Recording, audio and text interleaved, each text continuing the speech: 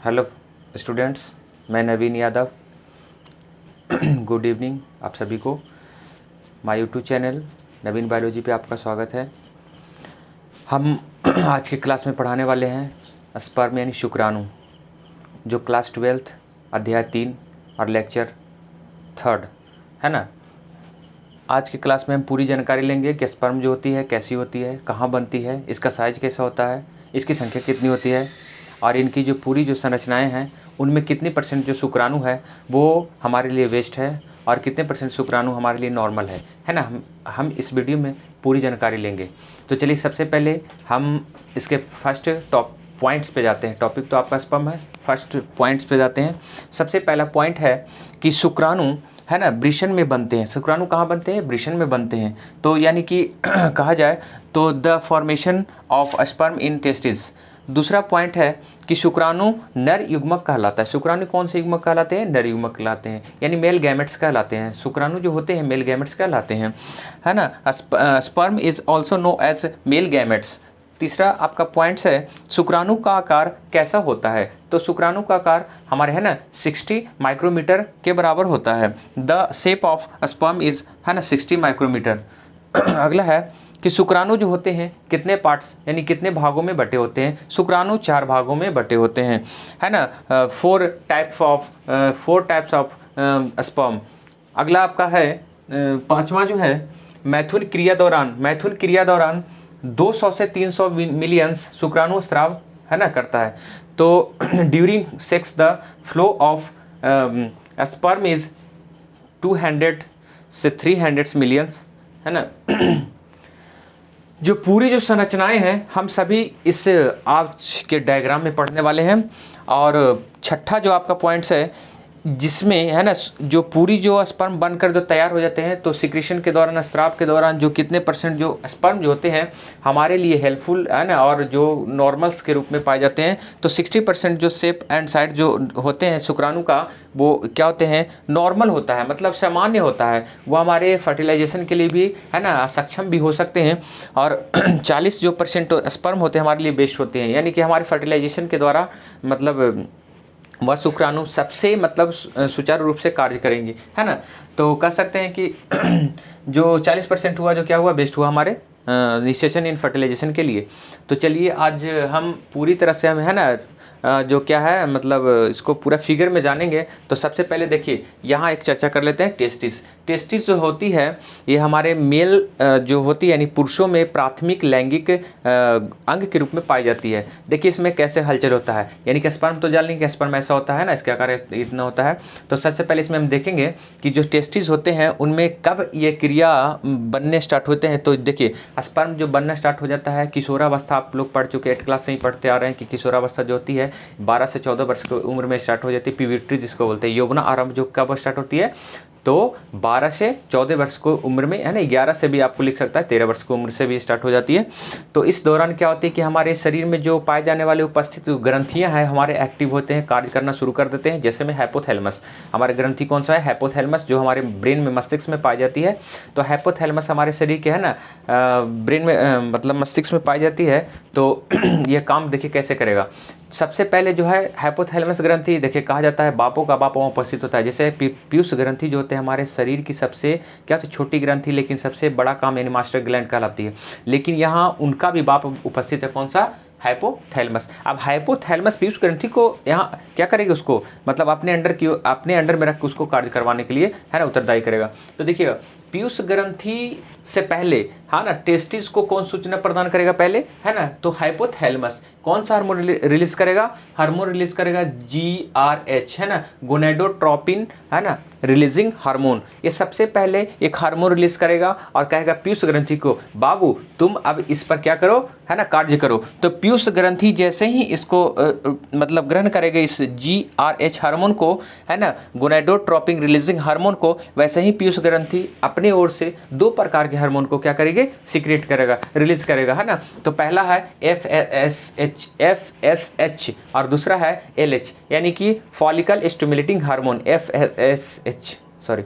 FSH, और दूसरा है LH, ल्यूटिनाइजिंग हार्मोन, है ना। ये जो क्या करता है कि दोनों जो होते हैं हार्मोन्स निकल गए और कहाँ चले गए, टेस्टिस में। और टेस्टिस में जाने के बाद देखिएगा, पहला जो स्टोरली सेल है, जो हमारी सहायक कोशिका है, उस पर FSH कार्य शुरू कर देगा, है ना। उनको क्या करेगा, प्रेरित करेगा और कहेगा कि हमारी जो शुक्राणु स्पर्म शुक्राणु यानी कि स्पर्म जो होते हैं शुक्राणु जनन कोशिका को आप सहायता कीजिए। तो शुक्राणु जनन कोशिका को एक्टिव करेगा LH हार्मोन, है ना। हम लोग 10th क्लास के जो नियंत्रण समन्वय है हम लोग पढ़ चुके हैं हार्मोन्स के बारे में कि LH और FSH हार्मोन क्या करता है। तो LH हार्मोन जो क्या करता है, सीधे उसको बनाने काम करता है। कौन से बनाने काम करता है, टेस्टोस्टेरोन हार्मोन।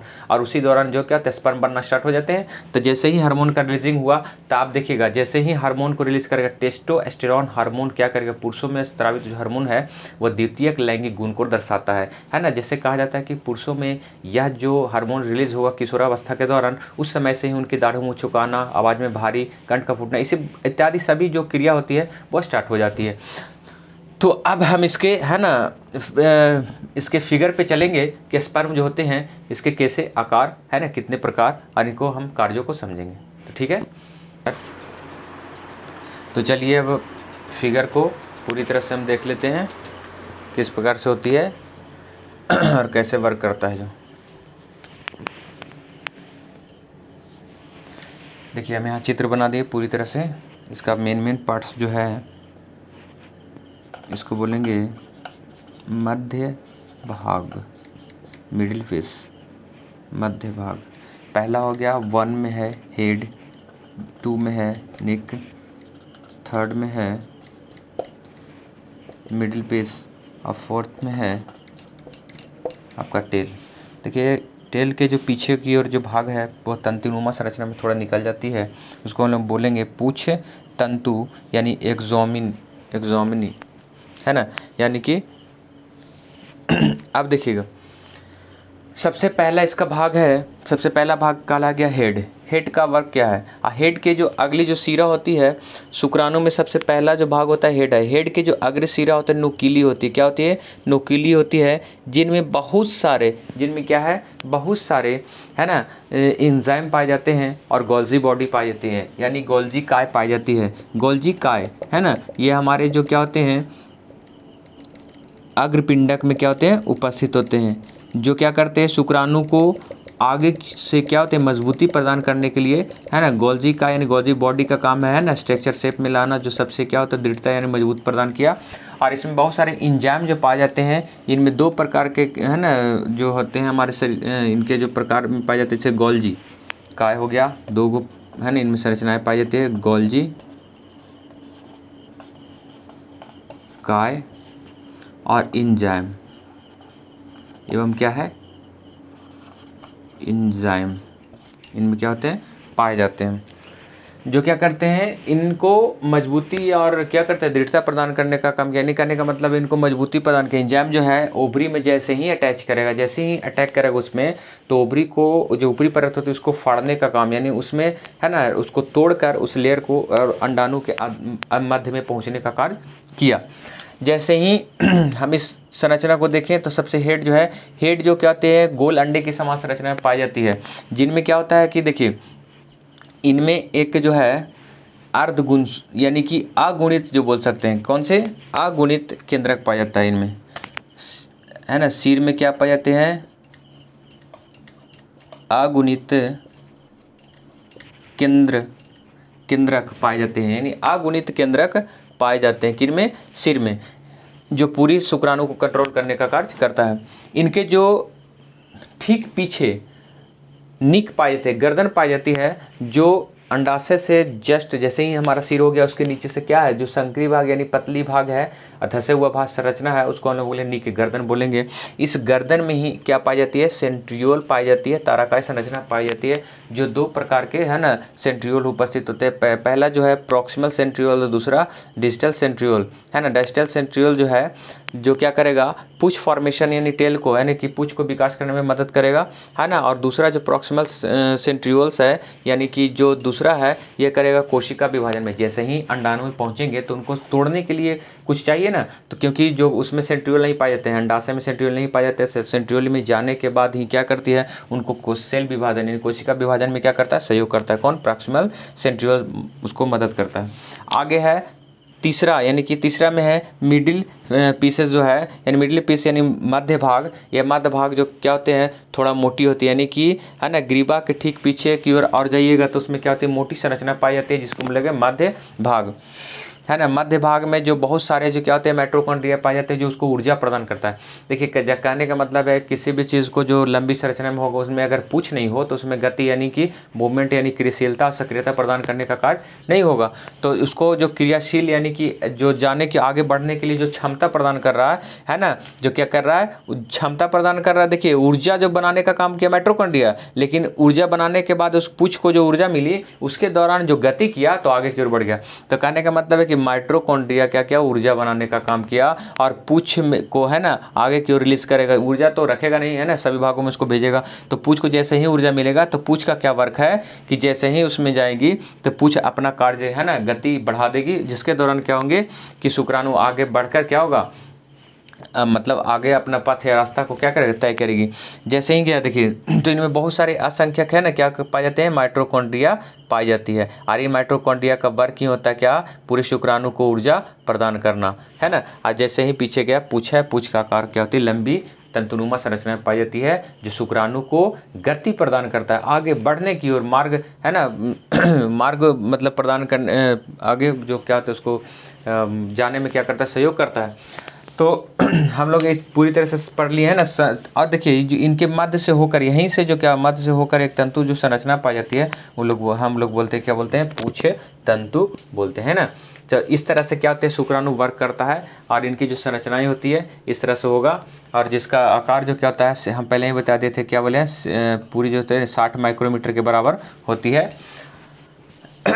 चलिए तो आज भर इतना ही रहने देते हैं, अगले वीडियो में है ना आपको जो है, हाँ लेकिन एक टॉपिक आपका जो हम बताना चाह रहे हैं कि जो शुक्राणु का जो नियंत्रण यानी कंट्रोलर जो किया है ना, कौन किया, हम पहले ही बता दिए हैं, हाइपोथैलेमस किस हार्मोन के द्वारा, गोनाडोट्रोपिन रिलीजिंग हार्मोन के द्वारा। किसको किया है ना, तो पिट्यूटरी ग्लैंड को पीयूष ग्रंथि दो प्रकार के हार्मोन को रिलीज किया, कौन सा, FSH और LH, है ना। इसको बोलते हैं, अगर कोई क्वेश्चन अगर जैसे क्वेश्चन आपका आता है कि शुक्राणु को नियंत्रण है ना किस प्रकार किया जाता है, तो शुक्राणु को नियंत्रण हमारे हाइपोथैलेमस पीयूष ग्रंथि के द्वारा है ना, निम्नलिखित हार्मोन के द्वारा, जो आप लिख दीजिएगा उसमें, है ना, इसके द्वारा क्या किया, उसको नियंत्रण कंट्रोल करने का कार्य किया। क्योंकि है ना शुक्राणु को भी है ना हमारे शरीर में किसी न किसी हार्मोन के द्वारा उसको कंट्रोल किया जा रहा है। तो चलिए आज के क्लास में इतना ही रहने देते हैं, और अगले वीडियो में आपका जो क्या आएगा, ऊजेनेसिस यानी अंडजनन, जो आप है ना कई बच्चे जो क्या होते हैं कमेंट किए थे नेक्स्ट वीडियो के लिए, तो उनमें हम आपको अंडजनन के बारे में आप बताएंगे, ठीक है। चलिए।